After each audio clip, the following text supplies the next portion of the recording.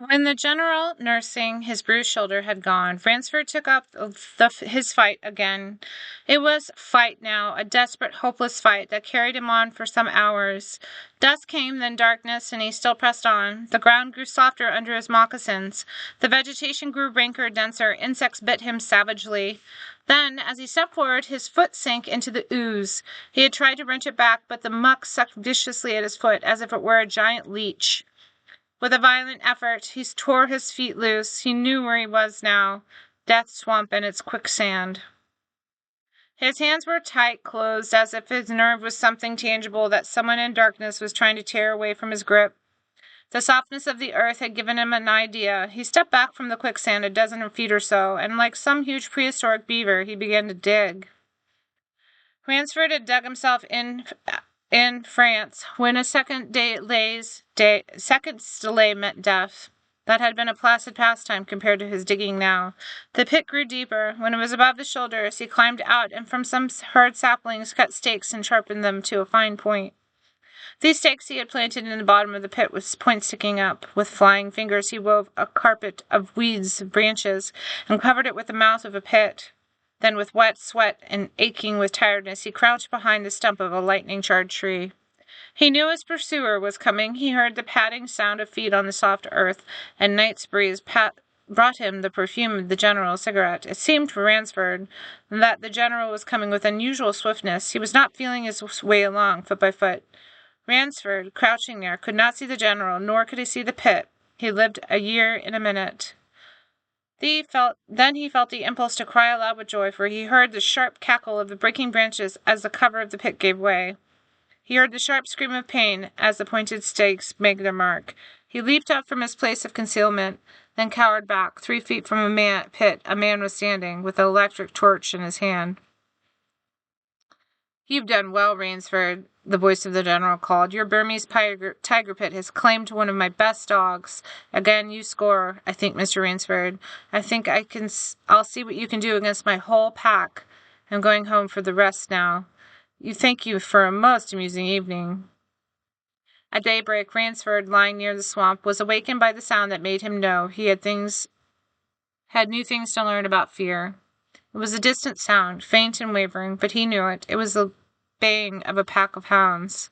Ransford knew he could do one of two things. He could stay where he was and wait. That was suicide. Then he could flee. That was postponing the inevitable.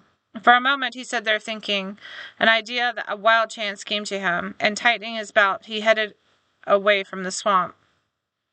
The baying of the hounds grew nearer, then nearer, and even nearer. On a ridge, Ransford climbed a tree.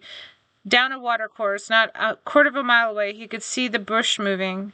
Straining his eyes, he saw the lean figure of General Zaroff. Just ahead of him, Ransford made out another figure whose wide shoulders surged the tall weeds of the jungle weeds.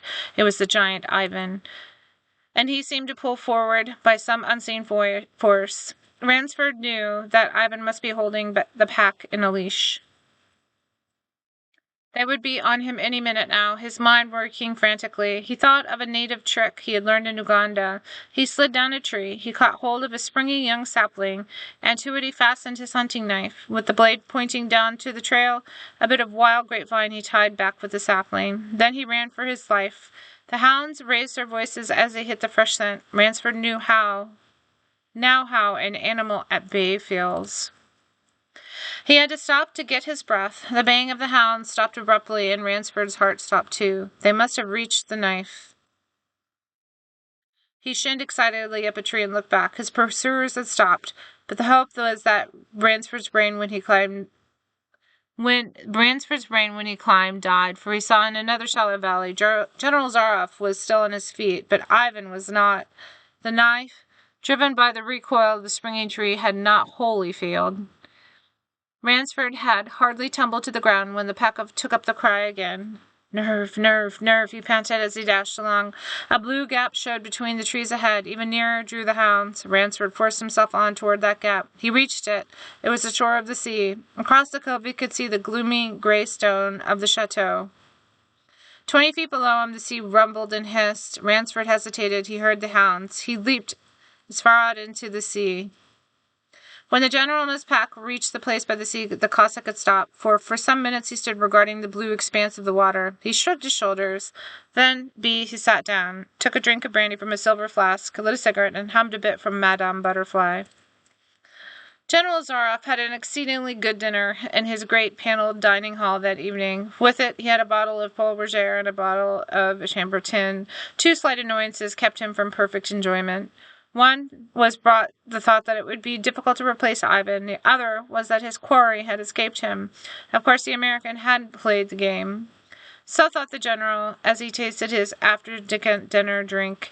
In the library he read, to soothe himself, from the works of Marcus Aurelius. At 10 he went up into his bedroom. He was deliciously tired, he said to himself as he locked himself in. There was a little moonlight, so before turning on his light he went to the window and looked down in the courtyard. He could see the great hounds, and he called, "Better luck next time," to them. Then he switched on the light. A man who had been hiding in the curtains of the bed was standing there. "Ransford!" screamed the general. "How in God's name did you get here?" "Swam," said Ransford. "I found it quicker than walking through the jungle." The general sucked in his breath and smiled. "I congratulate you," he said. "You have won the game."